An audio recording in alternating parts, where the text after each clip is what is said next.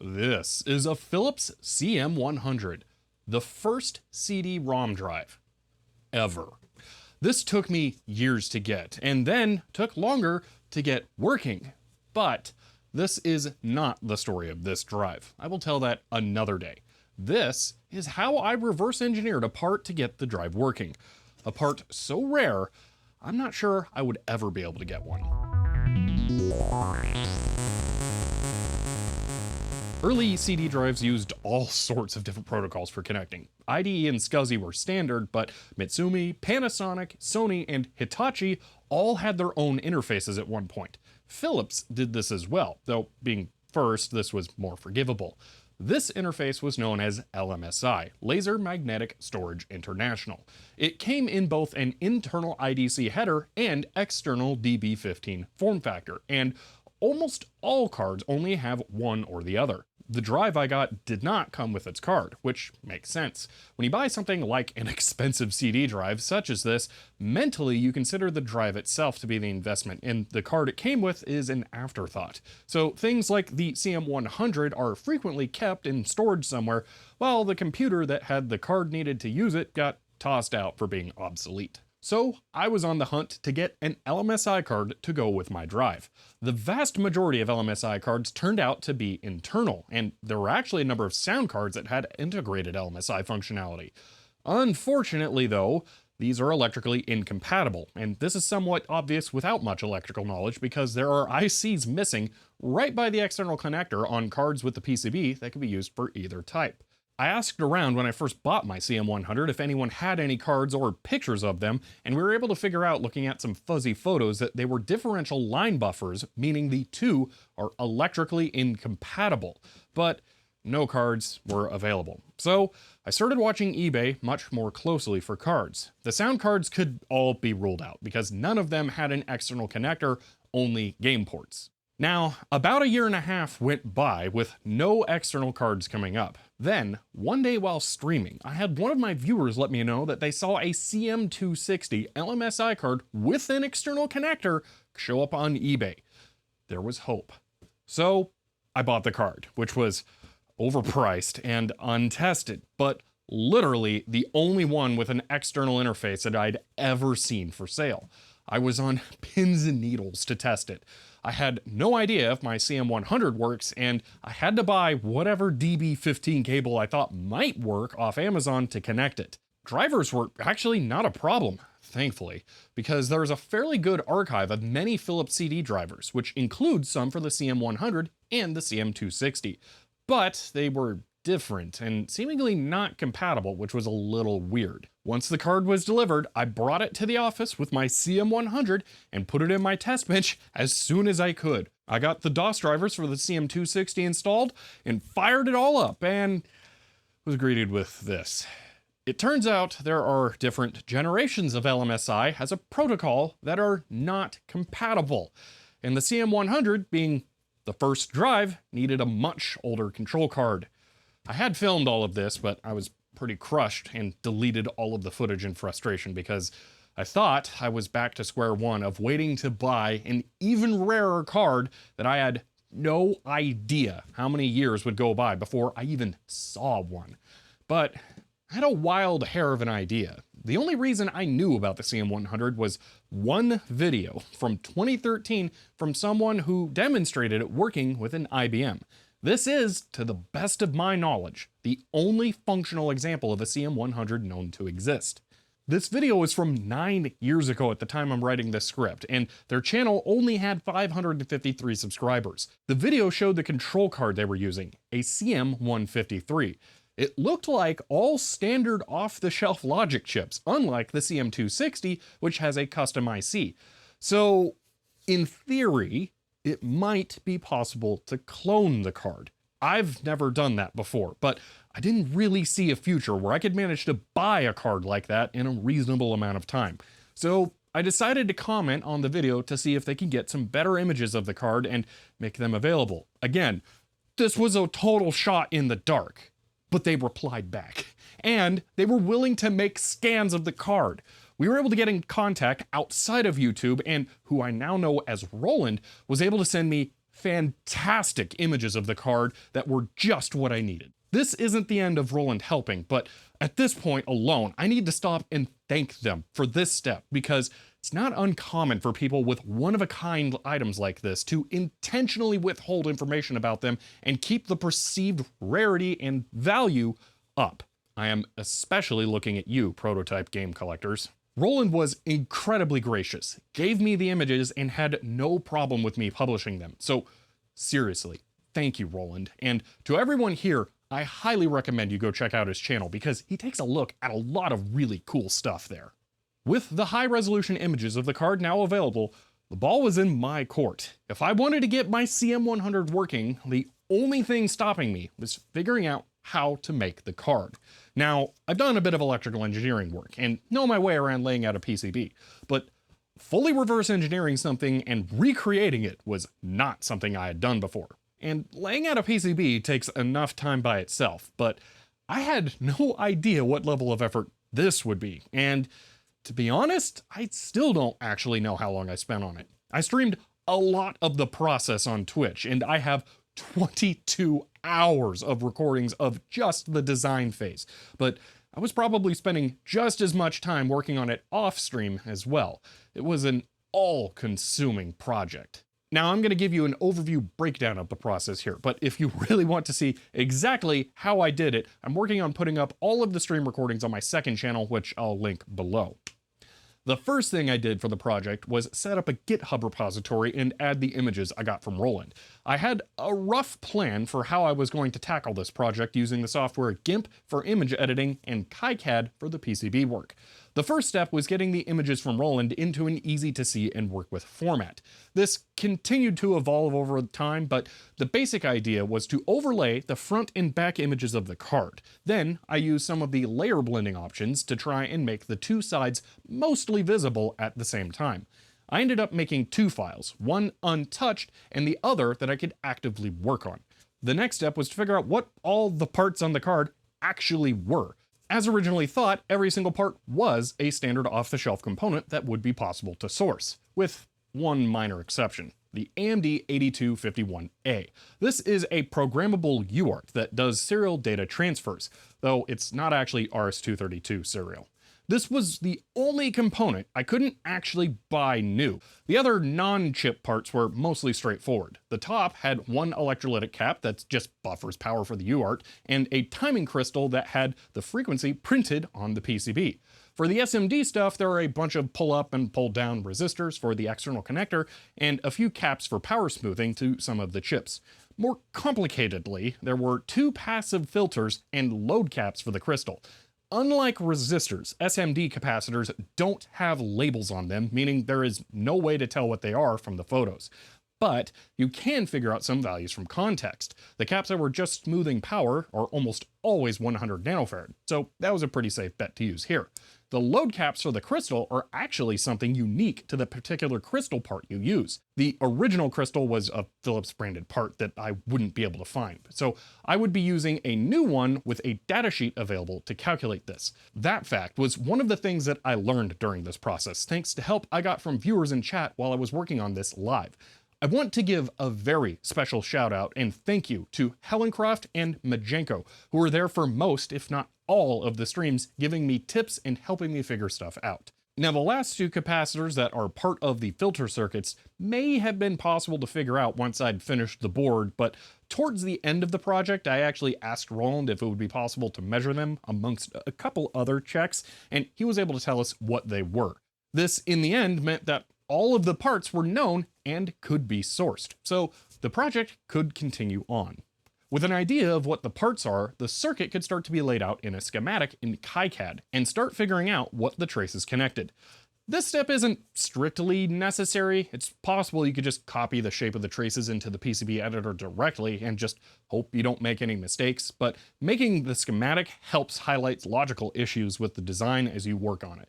I also wanted to make this design as complete as possible, so on the very off chance someone else wanted to make one, it wouldn't be that hard to figure out how it worked. And actually, this isn't in my script here, but literally today, as I'm going to the office to record this, I had someone email me asking about the compatibility of this card with a completely different LMSI drive. So I'm really glad that I went ahead and fully documented this as much as possible, because this part might actually end up working for some other drives with some modifications. Now, as I was working on the schematic, I was marking over traces in GIMP. This let me keep track of my progress from day to day. I could have done a better job than mostly a single color on one layer, but this was something I didn't think too much about and developed a better understanding of when it comes to reverse engineering, and I would definitely try to make this clearer instead. But the way that I did it this time worked out well enough. The most difficult part of this was the fact that many of the traces ran under chips. The most ideal way to reverse engineer a PCB would be to take off all of the chips and just scan the bare board so everything is visible. Doing that doesn't inherently damage anything, but it can stress out the copper sticking to the fiberglass and cause lifted pads, so it isn't something I would ask someone else to do to something they owned. This is where making the schematic really came in handy. There were sections like the 8-bit parallel bus from the 595s where all of the traces were not completely visible, but within the context of knowing where the other signals were going, it was easy enough to figure out. This process of finding the paths of all the traces made up the bulk of the streams, but it went smoothly enough.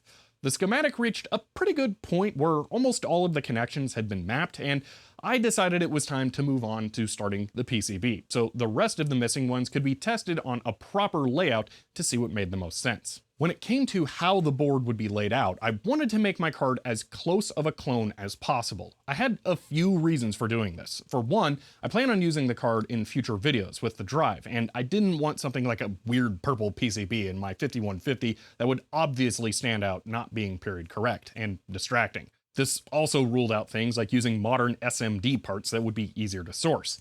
Another reason was that following the paths of the original traces as close as possible would naturally present errors made in the schematic as things didn't work out or didn't make sense. There were enough hidden traces that I really didn't want that to happen as well, so going for a near exact clone just made sense. Now, hopefully if you're watching this video in the not too distant future, cloning a PCB like this is a simple process with KiCad, but as I'm writing this script, the feature for this is still under active development and not yet practical to use. So to make this possible with KiCad, I abused some features of KDE, the desktop environment on Linux I use. I would open my reference images of the PCB in GIMP and then the PCB editor for KiCad and force it to always be on top of other windows. Then, for the real trick, I would adjust the opacity of the KiCad window to see through to the image of GIMP underneath. This sucked, and I was constantly adjusting the zoom level of the two programs to be the same. But despite being such a hack method, it worked, and I was able to make a lot of progress with it. I used that setup to match the original locations of the components and traces as close as I possibly could. Again, I'm not trying to fool anyone into thinking this is an original card, and I intentionally omitted some small things so it can be differentiated. It's not like it matters though. In the research I've done on the CM100, I've seen photos of possibly 6 different examples out there, including mine and Roland's, so it's not like there's a high demand to fake these cards for the 4 other people who have one. Now, I had been streaming this for 3 weeks straight and was getting really tired of it, but I pushed through and I ended up doing most of the PCB layout off stream just to get it done. But by the end of it, the UART started to become a big problem. It is relatively enormous and hid a lot of traces under it. At this stage, I began leaning a lot on the help I was getting from Hellencroft and Majenko because we really had to study how the rest of the schematic worked to figure it out, and I had little familiarity with the signal architecture of the ISA bus. You can make guesses on the paths of the traces, but each time you mark down a potential path with one trace, you block the possibility of another trace going where it crosses. Since we could see the entire underside of the board, we knew where traces jumped over each other. So it was a puzzle to figure out how the traces would have to be routed to not collide and make sense logically. Around this time, I was also contacted by Der Samler on Twitter, who also had a CM153 and was able to take some photos of it.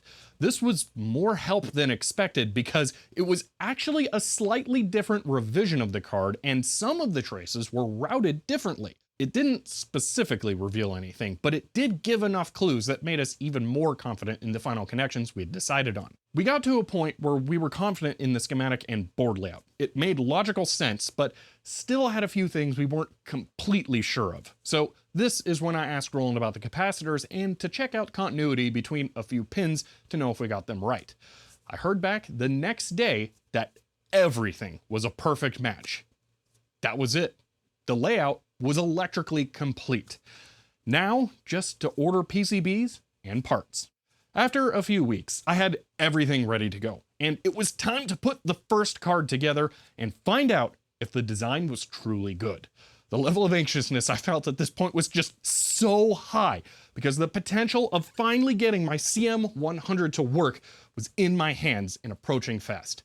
I'm no stranger to assembling PCBs, so I did that during one of my streams. Now, I've definitely made layouts before where I've made a boneheaded mistake, like using the wrong footprints, not leaving enough clearance, or getting the distance wrong between parts, but this went really smoothly. It helps that it was a clone of an already made board though. It's also kind of funny. The SMD stuff was really easy because all those parts are 1206, which is just massive compared to something like the now much more common 0603 size. I did realize I screwed up when I flipped the board over and I didn't order sockets for the two chips that were DIP 20s, but I was able to cut up some extra DIP 16 sockets I had to make it work. Then it was time for the marathon of getting all the pins tacked in. After that, I remembered I still haven't bought a lead forming tool, and DIP ICs don't come with the pins bent straight down, so you have to do that yourself. Then it was just one big cap and the connector away from being done. The bracket here is of particular note. It's actually a new part. Helen Croft found it, and it is an exact match dimensionally to the original spacing for the connector, which is a really awesome touch, since I wanted it to look as original as possible. There isn't much to test on the card other than for a dead short across 5 volts, so once it was finished, it was time to put it in a computer and try it out. I got out my test bench I built and used a fairly clean install of MS-DOS 622. I popped in the card for the first time without any drivers just to make sure it didn't blow up or anything. It seemed fine. So now came the time to really test it. I mentioned there is a good driver archive for Philips CD drives, and it has 2 different drivers that were either for the CM100 or the CM153. From what I'd gathered, the drivers were only for the cards themselves, which then just translated the commands to the CD drives. So I was looking at the files for the CM153 in both of these archives. I picked one of the drivers that had a program named CD setup to try with the card and the drive first. It was meant to automate the copying of the appropriate files and set up your config sys and auto-exec back files for you. This program turned out to be terrible and fundamentally broken though. How isn't important because I could set up the drivers myself, but it wasn't a good sign. I did get the files needed copied and set up though, and on the first boot, it didn't work. The driver loaded, but it gave me a nebulous LMS code 17 error. At this point, I need to stress how little documentation there is about this hardware and software. There is one weirdly large manual scan that contains information about the CM153 and CM100.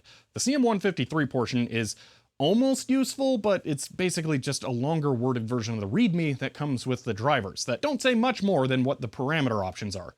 It also conflicts directly with the READMEs by saying the CM153 file is not compatible with standard file systems, when the READMEs specifically state that's exactly what they're for. And the mythical High Sierra driver that the manual mentions only exists in the manual on the internet. So that's no help. The CM100 portion of the manual is somehow even more useless because it just tells you what the connectors are. Though it does have the drive pinout, which was nice to confirm against the card, telling me the cable should just be mostly straight through. The manual does mention the dip switches on the back, but those are just for setting an ID on the cable as a bus if you were somehow able to afford more than one of these. Every single photo of the back of a CM100 I've ever seen has always had them set to ID 1. So I don't think this was common, and I had mine set that way already, which was how I got it. Back to the troubleshooting though. After the first driver, which was version 2.2, didn't work, I tried the other driver, which was version 3.21. It threw the same LMS code 17 error on every single system I tried. While I was doing this, I was wondering what drivers Roland was using. His video showed driver version 2.2, and it was probably the exact same copy of it I got, but I asked him for a copy of his drivers he was using anyway, just to be sure. But later I found out they were actually the same. I was pretty frazzled at this point. It wasn't working, and I didn't know why. The drivers were poorly documented and kind of terrible, and both the card I made and the CM100 drive itself were in unknown condition. I didn't have a solid footing to start troubleshooting from. I tried some basic debugging of the card to see if it was doing anything, and it seemed like it was working just fine, with power going where it needed and even the timing crystal working fine. The CD drive itself actually gave one hint that the laser could read discs, because I found out it would throw its own kind of error for anything that wasn't a yellow book disc. So both seemed like they might be good. I got to the end of my last stream of the weekend of just debugging this and was feeling pretty bad about it. I took the drive home with my compact portable to try out more testing. The only thing I learned was just more confirmation that the drivers are terrible, because they couldn't print the error number on the screen, most likely due to the compact being a PC clone. I decided to give up with that and go back to the office and only try testing with a real IBM, which was what Roland used after all. But before I got there, one of the members in my Discord server, Mega Linux, had been poking around the driver archive and noticed that the README for a seemingly unrelated driver showed it being used as a replacement for the CM153 file. It was from an archive dated 7 years after the release of the CM100 though, and I wasn't in any way inspired by the possibility of it working. Digging around myself, I found mention in some of the other drivers that they were designed to work with specific combinations of cards and drives, which made me think finding the right set that would work here might be impossible. I got into the office for my tests with the IBM only the next day. I'd made bootable MS-DOS 3.3, the most period correct version, disk images with the 2.2 and 3.21 drivers at this point, because I'd also been having a lot of issues with my XT IDE adapters. But even with an IBM, the right DOS, these drivers still threw the same LMS code 17 error. As a last-ditch effort, I decided to make up a new disk image with the later driver that was found. I booted the disk image with the newer driver and it just worked. I wish I had the camera on, but I was actually also getting set up to do a bonus stream to do more debugging, and I didn't expect that. But I went live almost immediately after that, and here's what happened. So here's what happens.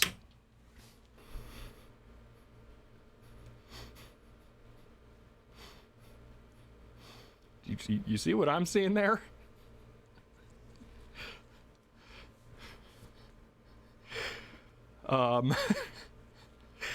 So there be things going on maybe here.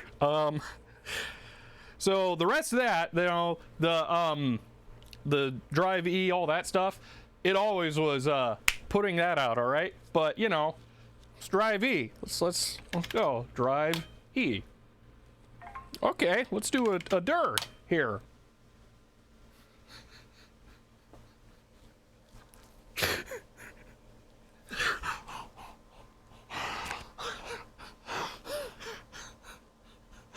I have a functional Philips CM100 and CM153.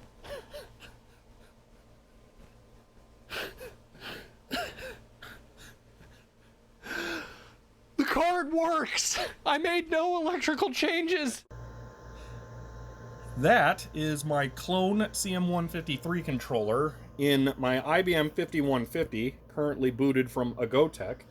That is the Philips CM100 that I have, and it is currently booted. I'm going to put this CD copy of Wolfenstein in here. Go ahead and start it up. Run a dir on here.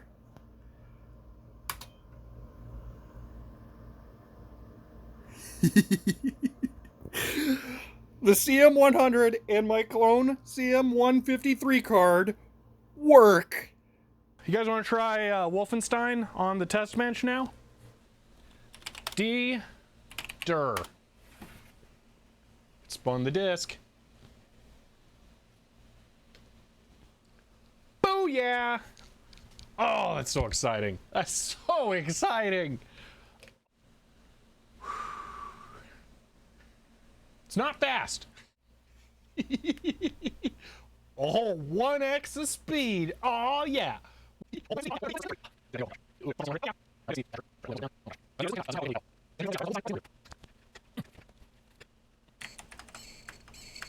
Oh, yeah. I should maybe stop here before the pixels get any larger and some content recognition gets triggered on Twitch. So that's it. That's how I got my Philips CM100 CD drive working with just some pictures, but also with some help from some amazing people. So thank you again to Roland, Hellencroft, Majenko, Mega Linux, and also Wizard Tim, who sent a PRR in GitHub to clean up some stuff. On that, the card design is open source and available in the GitHub repository I'll link below. So anyone who wants to get a CM100 and I think maybe a few other early external LMSI drives working now can by building up one of these cards.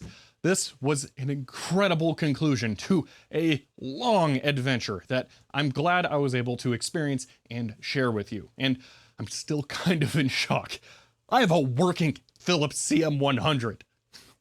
Whoa. I hope you enjoyed this one, and if you did, you may want to subscribe because I will eventually be making a video about the history of the CM100 itself. If you want to help support the channel and my endeavors like this, you can find me on Patreon. But that's it for now, and I'll see you next time.